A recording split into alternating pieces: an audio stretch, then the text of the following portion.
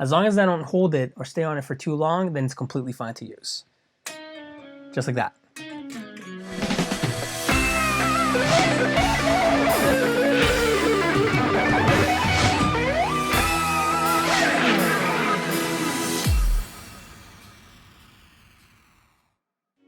What's going on, guys? I'm RoyZiv, and in today's video I'm going to be breaking down some of the phrasing, concepts, and licks from the short little R&B piece I put together. Let's check it out.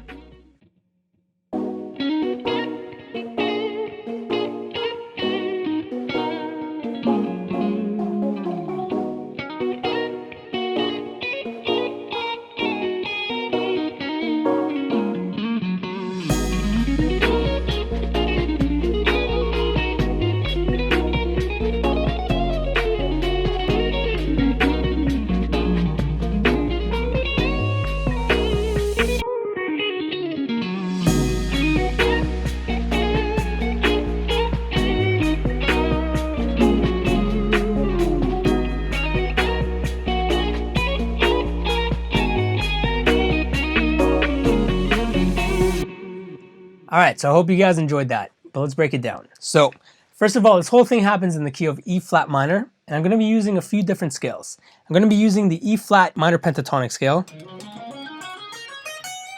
I'm going to be using the E flat Aeolian scale. Okay, there's just two more notes compared to the pentatonic. I'm also going to be using the E minor harmonic scale. That's a characteristic note of that. That's a major 7. And I'm also going to be using some chromatic notes to connect different licks and ideas together. Okay, so the first half of the melody goes like this.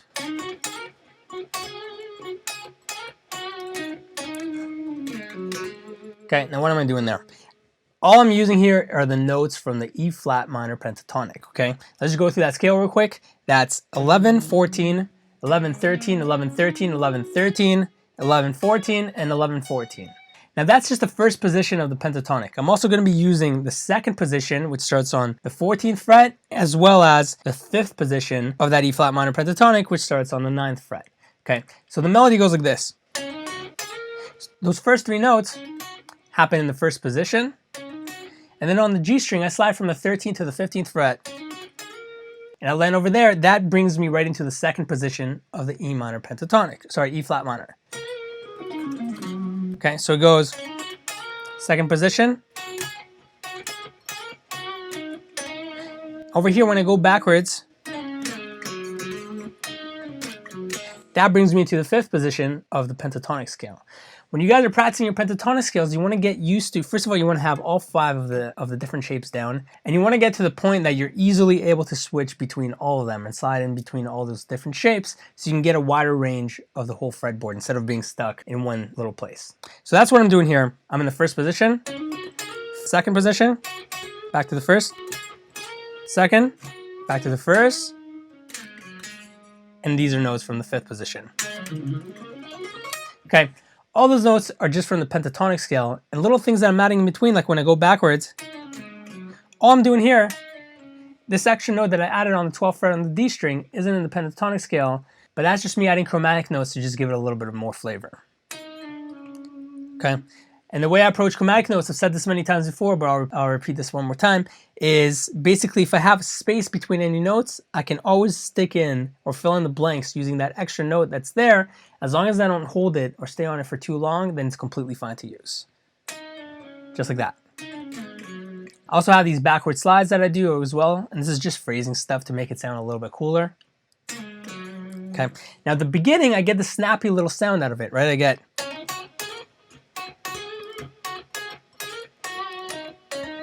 And that happens by muting the strings and cutting them off as soon as I hit the notes. I do a hammer on, and then I mute the notes. If I played the exact same thing I just played, but I don't mute the notes, it'll sound like this. Sounds fun, you get the melody across, but it doesn't have the same effect. Gives it that more like R&B late night type of feel, you know? Another concept I use all the time is little hammer-ons to the notes from my melody. My melody is this.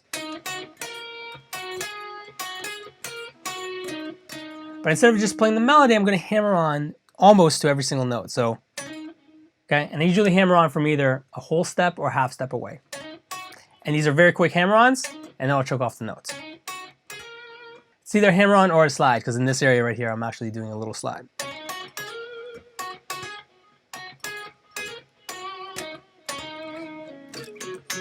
Okay, so instead of just going, I'm gonna hit that note again, just so I can get that little hammer-on effect. Cool?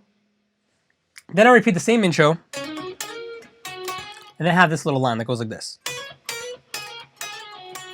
Okay, now again, I'm doing that little hammer-on and choking off the notes that I said before.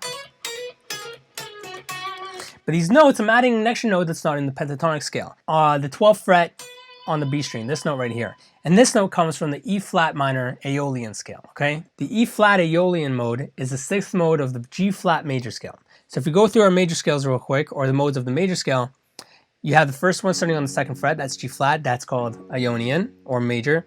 Second one starts on the 4th fret, that's Dorian. Next one starts on the 6th fret, that's Phrygian. 7th fret is Lydian. 9th fret is Mixolydian, and then we get to the 6th one, the one I'm using, which is Aeolian. The way I usually play it goes like this. 11, 13, 14, 11, 13, 14, 11, 13, 15, 11, 13, 15, 12, 14, 16, and 13, 14, and 16. Okay, but the notes I'm adding here aren't in that position. They're not in that shape. I'm actually playing these notes. That's the extra note that I'm adding that's not in the pentatonic scale. I'm just sticking in that note into my pentatonic position because that's the position that I'm in. So the scale itself, when I usually play it, goes that way. It moves down to the right across the fretboard. But in this case, I'm just borrowing notes from that mode because I know the sound of that mode. And I'm adding that into the shape of my pentatonic, which is this note right here, okay?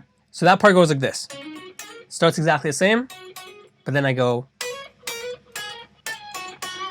Phrasing wise, I got this cool little trick where I slide back from a note into another note real quick. And that's what I'm doing here from the 14th to 13th fret on the G string. And this note that I'm adding is actually just a blues note from the blues scale or the pentatonic scale and just sticking in that blues note. So that happens on the 14th fret of the G. I hit that real quick and then quickly slide into the 13th fret.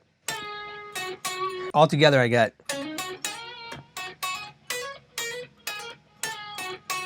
You can use that concept everywhere. I'll give you an example.